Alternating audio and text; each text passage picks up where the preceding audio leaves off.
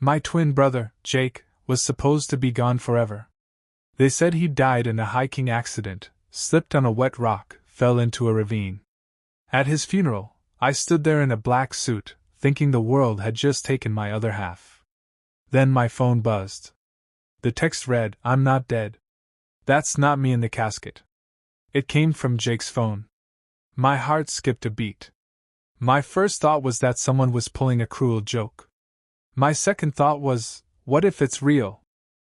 I typed back with shaky hands, "Where are you?" His reply came after what felt like forever, "Can't say. They're listening. Don't trust your wife, and don't trust our parents." The funeral was too quiet. Unnaturally quiet. Jake was the kind of man who turned every room into a stage. Loud laugh, bigger than life stories, that way of making you forget your troubles just by walking in. He was the last person who should be lying silent in a box. Rain tapped against the canvas tent above the gravesite, a slow, steady rhythm. The priest's lips moved, but his words were nothing more than muffled noise in my ears. My wife, Marissa, stood beside me. Her hand gripped mine tightly, so tightly I couldn't tell if it was to comfort me, or to keep me still. 2 rows ahead sat our parents, both stiff as marble statues. No tears. No trembling chins. Just cold, composed faces, like they were sitting in some corporate meeting, not their own son's funeral. The whole scene felt wrong. Then, as the casket began its slow descent into the ground, I felt the vibration in my coat pocket. My instinct told me not to check it, this wasn't the moment, but something inside me pushed. And there it was. Jake's number. "I'm not dead. That's not me in the casket." I froze. My eyes flicked to the tree line, half expecting to see him standing there, drenched from the rain, smirking like this was some elaborate prank. But there was nothing, just the wind stirring wet leaves. I typed, "Jake? Where are you?" A pause. Then, "Can't say. They're listening. Don't trust Marissa, and don't trust Mom and Dad." I stared at those words, my pulse thundering in my ears. If this was real, everything I thought I knew was upside down. That night, sleep was impossible. Marissa curled against me, trying to pull me in close, but I pretended to be exhausted. Her arms felt cold. Colder than the rain had been that morning. Somewhere deep in my gut, something ugly began to grow, an idea I didn't want to believe but couldn't shake. Whoever was in that casket, it wasn't my brother. And the people I'd trusted my whole life might be the ones who put him there. The morning after Jake's funeral, I drove straight to his apartment. He'd lived alone for the last 3 years, just him and that little one-bedroom above the hardware store on Main. Normally, Jake's place had this kind of organized chaos only twins could understand. Clothes draped over chairs, a half-assembled gadget on the coffee table, coffee cups in odd places. But that morning? It was spotless. Not just clean, sterilized. The walls were bare, no photos, no magnets on the fridge. In the bathroom, the toothbrush holder sat empty. Even the fridge itself had nothing but a single bottle of water and one lonely jar of pickles. Jake hated pickles. This didn't feel like someone had died. It felt like someone had scrubbed him out of existence. I only had one key. But Jake had always been careful. Paranoid, even. Ever since that ugly fallout with a former employer 2 years ago, he muttered phrases like, "Always keep a second trail and never let them see your first layer." So, I checked all the obvious hiding spots, under the bed, inside the air vent, behind the loose panel in the closet. Nothing. Then I remembered the trick we used as kids, a fake electrical socket in the far corner behind his dresser. I moved the dresser aside, knelt down, and popped the plate off. Dust spilled out, along with a small black burner phone, wrapped in a plastic bag and sealed with duct tape. It still had battery. I unlocked it using the same password we made up when we were 12, blastoff92. Only 3 contacts were saved, J, Doc, and Red Fox. And there was one video file. I hit play. The footage was shaky and grainy, like it came from a GoPro strapped to his chest. Jake's face appeared on screen, sweaty, breathing hard, his eyes darting over his shoulder like someone was chasing him. If you're seeing this, he panted, either escaped, or I didn't make it. But if there's a funeral, and a body, that's not me. That's a setup. The people behind it, they're close. Closer than you think. I found something I wasn't supposed to. And now they're trying to shut it all down. He looked straight into the camera, his voice dropping lower. Start with Marissa. And if you're brave enough, ask Dad about Coultridge. Whatever you do, don't trust anyone. Especially not Mom. The screen went black. I just sat there on his bed, the phone heavy in my hand. My mind replayed every smile, every hug, every condolence, from the funeral, my mother, my father, my wife. Jake had just told me one of them might have staged his death, or worse. And one question kept pounding in my head. What really happened on that hiking trip? I waited until Sunday to confront my father. Sundays were sacred to him, his grill day. No matter what happened in life, holidays, arguments, even funerals, Dad would be outside by the grill, beer in one hand, tongs in the other. And sure enough, there he was on the patio that Sunday, flipping burgers like the last 72 hours hadn't happened. You hungry? He asked without looking up. No, I said flatly. He didn't push. Just nodded, turned back to the sizzling meat. That was Dad, stoic, unreadable.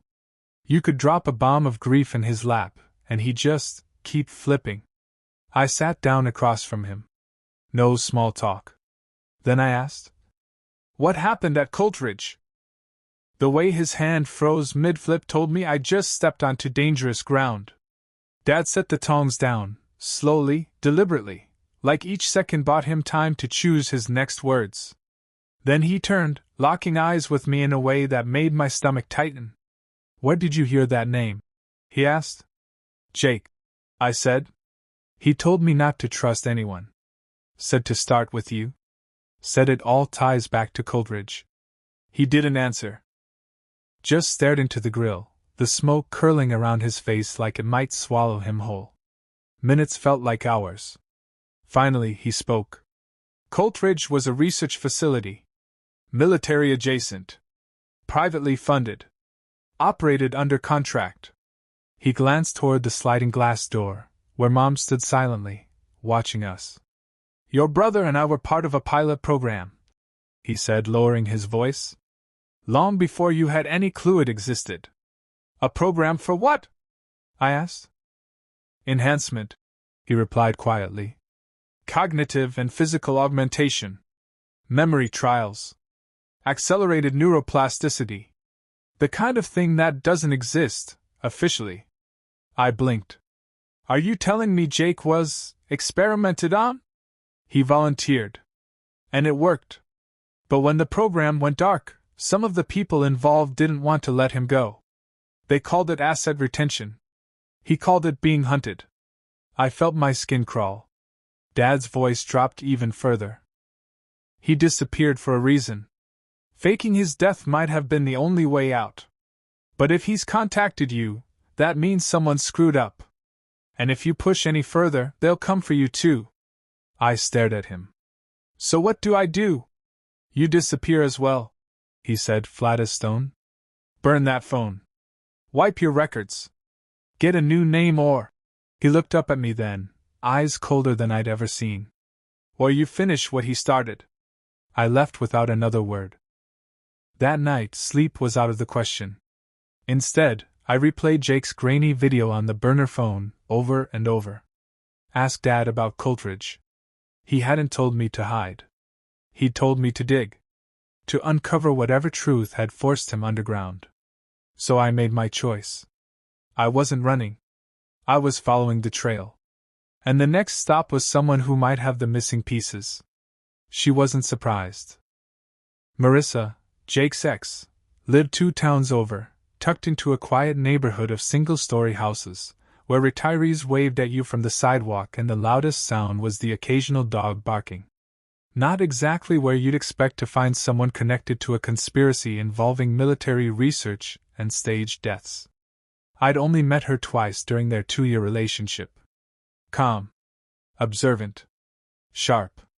Jake had once told me. She's the smartest person in the room, even when she pretends she's not. I rang her bell at exactly 8:14 p.m. The door opened a few inches, chain still latched. Her eyes went wide the instant she saw me. You look just like him, she whispered. I'm not him, I said quickly. It's Nate. She hesitated for a beat, then slid the chain free and let me in. The house smelled faintly of cinnamon and old books. Stacks of journals and notepads littered the tables, sticky notes covered the walls, scribbles, diagrams, strings connecting names and places. I couldn't tell if she was outlining a novel or mapping a criminal conspiracy. She didn't offer coffee.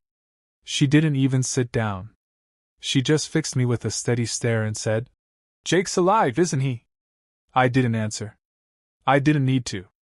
I knew it, she whispered, almost to herself. I told him he'd never be able to stay dead. Marissa, I said, I need you to tell me everything you know. About Coldridge. About the program. About why he ran. She exhaled slowly, then turned toward the kitchen. From a locked drawer, she pulled out a thick manila file and set it on the counter between us. The folder she placed in my hands was thick, its edges warped from water damage. Faded black letters stamped across the front read, Echo, Unsanctioned Trials. She didn't let go until I looked her in the eye. I wasn't just his girlfriend, Marissa said quietly. I was his handler. They assigned me to monitor his progress. At first, it was detached. Clinical. Just data points and reports. Her gaze dropped to the floor. But the longer I watched, the harder it got to pretend I didn't see what it was doing to him. The migraines, the blackouts, the nights where he'd wake up screaming and not remember why. Jake was their prize subject, their perfect case study. But to make him their success, they broke something inside him. I opened the file. Names. Dates. Dosage charts. Emotional volatility logs. And then the photographs. Jake strapped to a metal table, restraints digging into his wrists. His face pale, eyes glassy, like he'd been hollowed out. My stomach twisted. He got out, Marissa continued, her voice trembling. But not empty-handed. He took something, a drive. It had everything. Raw data, video logs, audio recordings, even full facility blueprints. If the public ever saw it, Coldridge would be finished. And so would everyone who worked there. Her eyes locked on mine. Including your parents. That landed like a gut punch. Your mother wasn't just a nurse, she said. She was one of the clinical leads. Your father handled logistics and acquisition, supplies, recruits, the quiet things no one was supposed to ask about. They buried their involvement, until Jake found out. That's why he warned you not to trust them. I dropped into her couch, the file sliding into my lap. The room seemed to tilt, my vision narrowing around her words. Where is he now? I asked. Marissa hesitated, then pulled a second phone from her pocket. She tapped the screen and turned it toward me, a blinking red pin marked deep inside a patch of forest miles from anywhere. I haven't heard from him in months, she said. But if he's contacting you now, it means he's in trouble. And if you go after him, Nate, her voice hardened, you'd better be ready to make a choice. Once you step into his world, there's no walking back out. The road ended 2 miles short of the red pin on Marissa's map. Beyond that point was nothing but dense forest, no trail markers, no signs, just walls of pine and shadow. I left the car hidden behind a rusted gate, slung my backpack over one shoulder, and started in. The forest floor crunched under my boots, each step sounding far too loud in the stillness. The deeper I went, the more the world seemed to mute itself. No birds, no breeze, just the weight of what I was heading toward pressing in from all sides. After an hour of weaving through trees and ducking under branches, I saw it. A shack, small, weathered, almost swallowed by moss and creeping brush, sat in the middle of a clearing. The roof sagged, the wood was gray with age, but something in my gut told me it wasn't abandoned. I moved closer, holding my breath, eyes scanning the shadows. Jake? My voice came out lower than I intended. No answer. Jake, it's Nate. I know you're alive. I got your message. I spoke to Marissa. Still nothing. Then creak. The door cracked open just enough for me to see him. He was thinner than I remembered, his shoulders more rigid, his beard rough and uneven. But those eyes sharp, restless, carrying too many ghosts. There was no mistaking my brother. For a moment he didn't speak. He just studied me, like he was trying to decide if I was really standing there or if I was some trick they'd sent to lure him out. Finally, he muttered, "You shouldn't have come." I stepped forward anyway. "They lied, Jake. About everything. Marissa told me, the program, our parents. I've seen the files." He gave the smallest nod. "Then you know why I had to disappear." "Why now?" I asked. "Why send that message? Why reach out?" He pushed the door open wider, and I saw it, a dented metal lockbox sitting on a battered table inside. "I've been collecting everything," he said. "Proof. Data. Names. I was waiting until I had enough to burn them all down. But something changed. My gut tightened. What? They found me. Before I could process that, a sharp crack echoed through the trees. A twig breaking. Another closer. Jake grabbed my arm and yanked me inside. His voice was a whisper that still managed to punch through my chest. "You led them here. They were watching." Outside, shadows shifted between the trees, too big to be animals, too quiet to be hikers. Shapes moved without sound, slipping in and out of the darkness. Jake pried up a floorboard and pulled out a worn pistol. He pressed it into my hand. "Two options, go out the back and run, or stay and fight. Either way, they're not letting both of us walk out of here." Before I could answer, a voice floated in from the forest. Calm. Measured. Almost friendly. "Jacob Cross. Nathan Cross. We don't want to hurt you. Just come out with the drive." The sound of my own name in that stranger's mouth made my stomach turn to ice. They weren't after just Jake. They were after me too. The quiet pressed in from all sides, heavier than the trees. The voice called out again, still too smooth, too polite. And that made it worse. Jake stuffed a small flash drive into the inside pocket of my jacket. "If I don't make it out, you keep that safe. It has everything. Every last secret." Another voice came from outside, sharper, harder. "Last warning? 60 seconds. I looked at him. "How many?" 3, maybe 4, he said, scanning the walls like he could see straight through them. "One of them used to work for Dad. Personal security. Special forces." The words felt like they drained the air from the room. "And we're going to outrun them?" I asked, still gripping the pistol so tightly my knuckles ached. Jake gave a half smirk that didn't reach his eyes. "We don't need to outrun them, we just have to surprise them." Before I could ask what he meant, he spun, kicked the back door open, and the world exploded. 2 muffled pops sliced the air, the kind only a silencer makes. Wood splintered where my chest had been a second earlier. I felt the sting of tiny shards hitting my cheek. We bolted into the tree line, crouching low, weaving through brush and sucking mud. My lungs burned, my legs pumped on pure adrenaline. Behind us, the pounding of boots closed in. Jake jerked his chin left. "Old Ranger Tower. If we can make it, we get the high ground." I didn't think. I just followed, dodging branches that whipped against my face, tasting blood in the corner of my mouth. Then I saw it. The tower stood in a small clearing, ancient steel bones streaked with rust, the ladder hanging onto the frame like it had given up years ago. We climbed, every rung groaning under our weight. Halfway up, a voice floated from below, smooth, mocking, close enough to make my skin crawl. "You think hiding in a tower changes anything, Jake? You think your brother's ready to hear the truth?" We didn't stop. At the top, Jake ripped open a hidden pocket in his pack, pulling out a signal booster the size of a paperback. He jammed the flash drive into it and hit a switch. "What are you doing?" I panted. "Uploading the files. Cloud storage. Encrypted, mirrored. Once it's done, there's no taking it back." I glanced at him. "What's in the files?" He looked at me, jaw tight, eyes shadowed. "You remember that scholarship Dad said I won in high school?" "Yeah. It wasn't a scholarship. It was a recruitment. Mom and Dad volunteered us for a military behavioral program when we were kids. Not just us, dozens, maybe hundreds of twins." My breath caught. "What?" "They used us as case studies. Wanted to see how far loyalty could be twisted into a weapon. Tested what breaks first, blood, love, or truth." His voice dropped lower. "I found the footage, Nate. Experiments. Psychological manipulation. Blackmail.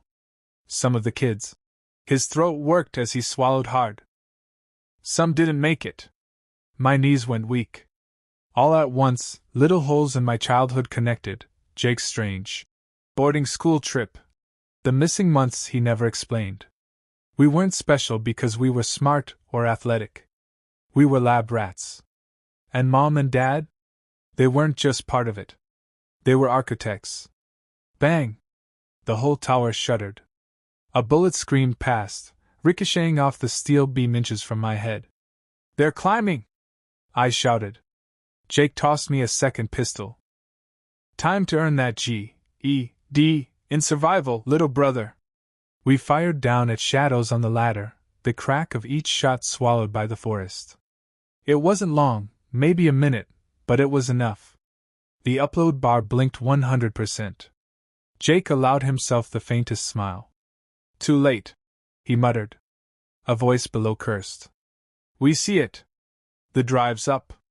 Then silence, followed by the sound of retreating footsteps fading into the trees. No more gunfire. No more pursuit. They weren't retreating because they were afraid. They were retreating because the real fight had just gone public. By the time we climbed down from the rusted tower, the forest was unnervingly still. No rustle of leaves. No night sounds. Just a heavy, expectant silence. Jake moved differently now, no cocky grin, no hesitation, just laser focus in every step. "They won't hit us here. Not tonight," he said quietly. "They'll wait to see what leaks, and how much damage it does." It leaked. By dawn, the files were everywhere. An anonymous account dropped them across multiple platforms simultaneously: X, Reddit, Telegram, whistleblower forums. Project Echo Twin, a classified, government-sanctioned behavioral program using children as live experiments. Dozens of videos. Funding records. Black-budget contracts. Scans of psychological evaluation forms. Many documents were heavily redacted, but enough names survived the black ink to start fires in every corner of the country. And among them? My parents. And my wife. She hadn't just been my partner. She had been a contracted psychological evaluator, working for years through a shell company tied directly to Project Echo. Her job? Monitor me. Record changes. Manipulate emotional triggers. I wasn't her husband. I was her assignment. My phone rang. Her name on the screen. I let it go to voicemail. Later I listened. "Nate, please, listen. I can explain. I didn't have a choice. They had something on my father. He was sick. God, Nate, please call me back." Her voice broke. I didn't call back. I was too busy watching the storm. Mainstream news outlets. Independent investigative reporters. Even WikiLeaks. The files were undeniable. Senators demanded inquiries. Government spokespeople scrambled, denied, panicked. But the truth was already out. And in the middle of the media firestorm, two names rose to the top of every trending list: Jake and Nathan Cole. We weren't shadows anymore. We were evidence. 3 days later, the confrontation. The old house looked the same. Same weather-worn white porch. Same rusted mailbox leaning slightly to one side. But stepping onto that front walk, I felt nothing that could be called home. Jake stayed back in the yard. Your call, he said. But be ready, they'll say anything to keep control. I rang the bell. My mother opened the door. For a fraction of a second, her smile tried to form, old muscle memory. But then she met my eyes, and it faltered. You've seen it, she whispered. Yes, I said. All of it. My father appeared behind her, expression flat as stone. We did what we had to. You were chosen, Nathan. You should be grateful. Grateful? I spat. You fed your sons into a psychological meat grinder. You nearly killed one of us. You tried to. Jake stepped forward into the doorway. My mother's gasp was sharp, her hand clutching the frame. My father actually took a step back. You faked my death, Jake said, his voice cold and precise. Forged documents. Lied to the world. You were unstable. Our mother shot back. You were a threat to the entire program. No, I cut in. He was a threat to your position. Your legacy. Your illusion of control. The air went dead still. Finally, my father said, So what now? You expose us? Drag your own family through the mud? No, I answered, steady and calm. We already did. I told him, my voice calm but heavy. You just don't realize how deep the roots go. I reached into my jacket pocket and pulled out a folded piece of paper. When I placed it in my father's hand, his eyes flicked down, and his skin went pale. A federal subpoena. You'll be testifying, I said. My mother sank into the nearest chair, her body folding in on itself like the air had been punched out of her. Jake and I turned without another word. And this time, we walked away together. 6 months later, nothing was the same. Jake and I sat in the small green room of a primetime studio, waiting for one of the few interviews we'd agreed to. The world knew our names now, but that didn't mean they knew us. You ready for this? I asked, straightening the collar of my suit. He stared at his reflection in the makeup mirror. I died once, he said quietly. This is just resurrection. The camera light blinked red. A stagehand counted us in. 3, 2, 1. The interviewer leaned forward, voice calm but edged with intent. Nathan. Jake. What you've revealed, government experimentation, psychological manipulation, human rights violations, it's staggering. But people still ask, why come forward? Why now? Jake answered first. Because the truth doesn't stay buried forever. You can fake a death, erase a history, twist a mind, but not the truth. Not forever, I added, and because too many people are still trapped in silence. Our story is just one thread in a much bigger web. People need to know what's been done in the name of research. We told it all, piece by piece. The tests in childhood. The staged accident. The fake funeral. The betrayal by the people we should have been able to trust most. And finally, how we tore it all apart. Aftermath. Project Echo was dismantled. Several high-ranking officials resigned or were indicted. Our parents pled guilty in federal court. Their credentials stripped, reputations destroyed, sentenced under plea deals that spared them decades behind bars but left them with nothing but public disgrace. My wife filed for divorce. I didn't fight it. She vanished from the public eye, career gone, reputation scorched. Last I heard, she changed her name and moved across the country. As for Madison, my daughter, I wrote her one letter. I told her everything. The truth, without filters. Her reply was 3 short lines. I don't know what's real anymore, but I believe you. I just wish I had sooner. 1 year later. Jake lives deep in the mountains now, tucked away in a cabin beyond the reach of surveillance and whispers. No interviews. No cameras. But he calls me every week. And for the first time in our lives, there's nothing left unsaid. I built something from the ruins. A foundation for whistleblowers, for people who fell into the trap of the very machine that nearly destroyed us. Those who were crushed and discarded by a system that pretends they don't exist. We help them reclaim their lives, their voices, their truth. Sometimes I see my reflection in a shop window or bathroom mirror and stop, almost frightened by the man staring back at me. But then I remember. This man survived. He didn't just climb out of the grave they tried to bury him in. He built something strong, something unshakable, right on top of it. Not for revenge. For the sake of truth. And the truth? It never dies. It waits. It watches. And when the moment comes, she returns to the light. Thanks for listening till the end. Subscribe to the channel. Even more shocking stories are coming your way.